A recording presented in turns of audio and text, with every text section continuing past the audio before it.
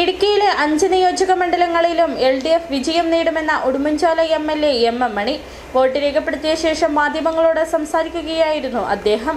സംസ്ഥാനത്ത് 100-ലധികം seat LDF നേടുമെന്നും MM മണി പ്രതികരിച്ചു. ഓരോ തെരഞ്ഞെടുപ്പും നടക്കുമ്പോൾ അന്നേരത്തെ സാഹചര്യമുണ്ട്. കഴിഞ്ഞ തെരഞ്ഞെടുപ്പ് നടന്നപ്പോൾ ഞാൻ മന്ത്രിയും അന്നത്തെ ഒരു സാഹചര്യമുണ്ട്. ഇപ്പം ആ സാഹചര്യമല്ല.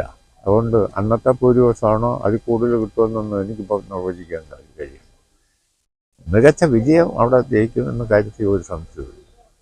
ജില്ലയിലെ 5 സീറ്റും ജയിക്കും എന്ന 100% വിശ്വാസമാണ് ഞങ്ങൾക്കുള്ളത്. നിലവിൽ 4 ഉള്ളതാണ്.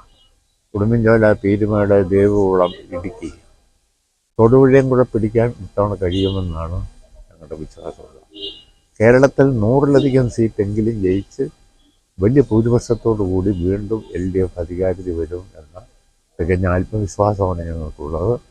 ആ കാര്യത്തിൽ ഒരു ആത്മവിശ്വാസത്തിൻ്റെ കുറവിൻ്റെ കാര്യമില്ല എന്നാണ്.